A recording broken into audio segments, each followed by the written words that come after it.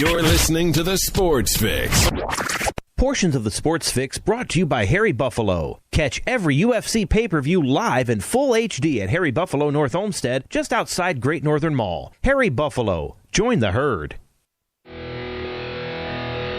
Sports Fix listeners, don't wait all day or all week to get in on the fun. The party doesn't stop when we go off the air all week long. The Sports Fix social media sites are your one-stop shop for all things Cleveland sports. Jump over to Facebook.com/TheSportsFix, Facebook.com/TheSportsFix, and become a fan today because we love fans and they create some of the best sports talk in town, Daddy. You'll enjoy talking to your fellow Cleveland sports fans on the Sports Fix fan page. And if Twitter's your thing, well, you know how we do it. Tweet with us at TheSportsFixCLE. It's that simple. Twitter.com/TheSportsFixCLE, baby. Chat live with the crew during all your favorite Cleveland sports events, tickets and contests and trivia and so much more. Get with us today, The Sports Fix on social media, Facebook.com/TheSportsFix. Tweet with us at TheSportsFixCLE. Join The Sports Fix on Facebook and Twitter today. Hey, it's Hugh Hewitt, and when I want to know what's going on with the Cavs, the Browns, and the Tribe, I tune into Sports Fix.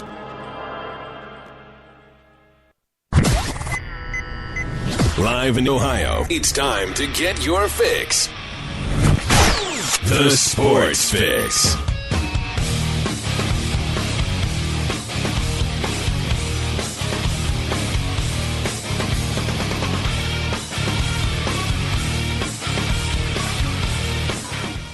Welcome in, everybody. Buckle up, sit down, sit tight. Welcome in, you guys. We're about to lock and load this thing off. The Sports Fix on the air to kick off another week here across the Sports Fix radio network. And I got to tell you guys, I like the first couple, obviously I'm doing a bunch of things right before we come on the air, but that's like my last opportunity, my only opportunity before we get rolling to see the little map on one of the Google Analytics that we've got that shows the initial rush of people tuning in live. And it always makes me feel good. And of course, I'm very blessed to say this, but to watch and just see everybody. It's across the map, across the country, and they start popping up in different spots of the world. And again, I can't.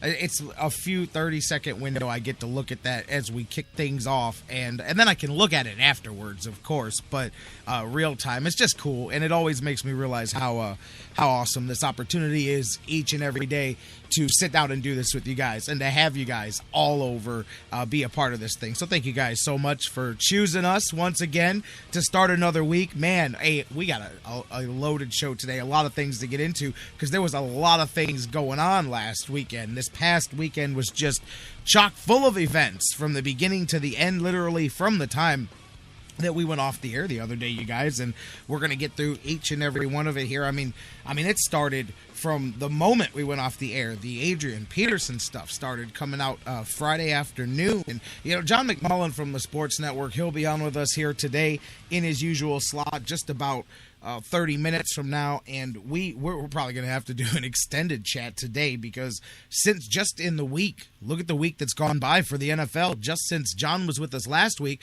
we were just breaking the news. Think about how fast the news cycle has moved in the last week. When we talked to John just a hair under a week ago today, they were just getting the word of the suspension of the cutting of Ray Rice. He was just getting indefinitely suspended as we were going off the air. And look at everything that's happened in the last few days there. So I can't wait to talk to him. We're going to hit the whole gamut of that. Adrian Peterson out this weekend. Greg Hardy deactivated here this weekend. Did you guys hear Chris Collinsworth? And I didn't watch the entire game last night, but I was in and out watching some other things. I watched most of it, but I noticed, and if maybe there was another time that he talked about it and I missed it, but the one point in the game in the third quarter there, heading into the fourth quarter, when he tiptoed, he started to talk about Ray McDonald because he had made a tackle and he was on the camera and you almost couldn't avoid it. There was like an awkward silence for a minute,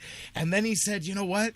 I'm going to go there, but you could almost hear him hedging his words because he didn't want to say the wrong thing and step the wrong way on it, and he very quickly fumbled out of that, and they didn't go back while I was listening. Maybe they did again, but they used some of the broad terms, tough week for the NFL, but he mentions, and Collins was like, keyword, he's not charged yet, and that's the difference. But then he quickly, you could almost hear the producer in the ear say, "What are you doing? Shut up, move on, talk about the football game." But I did notice that, and you could hear the unsteadiness in his words as he went, almost like, man, should I even be talking about this? Because who pays the bills? You're supposed to serve the master of journalism, but we all know that that's not exactly the way that works. I definitely noticed it. I didn't know if you guys did too, but all of that stuff. Can't wait to catch up with John McMullen today. We're going to talk to him about that. All of the week 2 action. Really a great all weekend long. You know how happy we are here in Cleveland. We'll get to talking about the Browns. If you guys watched a lot of the games, there was a lot of good football this weekend, and I like the way the early part teams that bounced back in week 2 from week 1 answered some questions talk about all of that here with John McMullen from the Sports Network. State Buckeyes, wow, they slaughtered Dish and Goes the other day and took care of business in a big way with Kent State. I was wrong. Dan was right. Dan thought that's the way the game would play out. Dan Wismar, of course, I'm referring to. He thought that that's the way the game would play out. I thought that the Flashes would give you a half or so, and maybe the Buckeyes would still be a little bit off kilter, but no, they came in fully focused, as you should. I mean, as you should in a game like that. But so I will give him the tip of the cap there. He called that one. We're going to talk about it with Dan Wismar from the Cleveland Fan. He'll be with us later. We'll talk about that Buckeyes game as they squashed the Kent State Golden Flashes, and upset alert again creeping up here with Cincinnati. But all of that coming up. We'll talk some Tribe. Yes, I know the Tribe. I got you. Man, what a weekend. I mean, really, just disastrous. Vashon, I saw him said it the other day. The one thing you couldn't do, you'd lose 2 out of 3. The one thing you couldn't do was go and get swept in Detroit, and that's what they did. I got a text. I woke up to a nice, bright, bushy-eyed, and bright-eyed text from Mike Brandenberry. I just butchered that whole expression up, but I don't care. It's early. It's Monday. Give it to me. But it says, I wrote this article just for you today, Jerry, so enjoy it. And I went and looked, and sure enough, it's basically entitled, All the Indians Need is a 14-game winning streak. And he's right. At this point, that's what they need to win them out. They need to win them out. So I'm just going to say that when you are a team of destiny, your back can be put all the way up against the wall before you climb back and finish it off. But yeah, you got to do that. So, hey, man, all bets are off. We'll see what happens. They're off to the races now. Like you said, all you need is the 14-game winning streak. No, they obviously, look, man, they put themselves as far up against the wall as they can. In all reality, they could win out and perhaps still not be able to end up in the playoffs because they waited too little too late to make this stretch of great baseball that they've played. But there's still games left to be played. And until that number says, hey, man, you're not playing any more games, there's no more playoffs for you, then we change the conversation. Right now, you got to sweep Houston. That's it. And it's not easier said than done. It's easier done than done. Go take care of business, sweep Houston, look at the next one. That's all you can do is take it one set at a time, one game at a time. And, again, you know what? Seriously, and I'm not trying to we got a lot of good things to talk about today, obviously. I'm not trying to do the looking for moral victory. I'm not looking, because I'm not taking any moral victories out of what happened with the Indians this weekend. But again, a couple of pitches, a couple of things go differently. They make 1 or 2 more plays. We talked about that, we talk about it all the time. With the Browns, whatever it is, makes 1 or 2 plays more than the other team, and that's the team that wins. And one thing I will say, no matter how this Indian season ends up, no matter what they do, no matter how this thing ends up, is, you look at the Indians and the Tigers, and you can say realistically that they narrowed the gap. From last year, there was such a significant gap between the two teams. And I'm not talking about in the standings. I'm talking about on the rosters. But there's obviously still a big hump to go. I was joking about it a few weeks ago. I said it feels like, one of these days we're going to beat those guys, and perhaps, next season that puts you over the top. Although in the meantime, a new foe has climbed his way into the fray, as they say, in the form of Kansas City there. But anyways, so the weekend clearly did not end up the way and again, a couple of pitches, Avila. I mean, just think about it. A couple of things go differently. That series goes differently. The first night of the series was the only real, decisive game there as far as that goes. But close in the old expression only counts in horseshoes and hand grenades, not when you're trying to chase down the playoffs here and you've got 14 now games left to go here at the end of this. All you can do is win the games that are in your control and win as many of them as possible, and then see what happens. You've now left yourself at the mercy of other teams, but it ain't over, and I'm definitely buckled in for the ride here because the stage is set. It's just he literally wrote. He texted me. He goes. If you read the article over there, I'm referring to didthetribewinlastnight.com, Mike Brandenberry's site there. They do a great job. If you read today's article, all the Indians need is a 14-game winning streak. He said you could just replace and put your name in there where it says Eternal Optimists. He goes, it just means Jerry Myers. So there you go. But I'll take my place there. And, I'm sitting back waiting for the 14-game winning streak. It begins tonight. We'll talk more about that game a little bit later on. But, it is.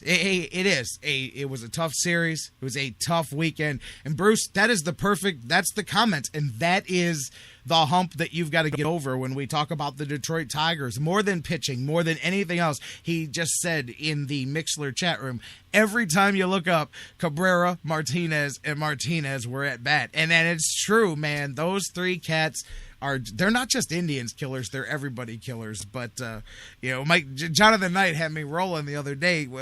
I said maybe you got to put them in with half of an Indians cap. He goes, no, you put them in dragging an Indians player behind them, because if they go to the Hall of Fame, they did it on the backs of how many Indians pitchers over the years. Really, those guys.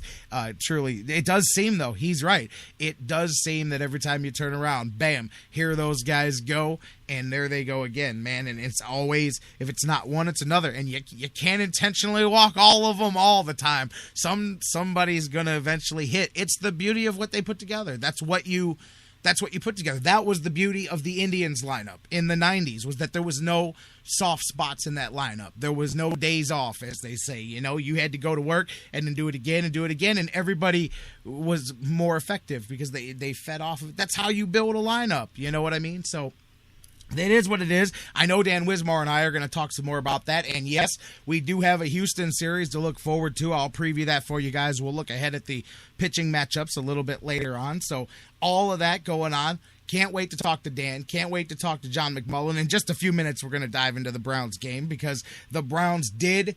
Some people want to call it an upset. I did not see. I said last week when I said I picked the Browns to win, I didn't see it as a huge upset because it was really a doable thing. I know, listen, there's a difference between doable and done, as we've learned over the years with these teams.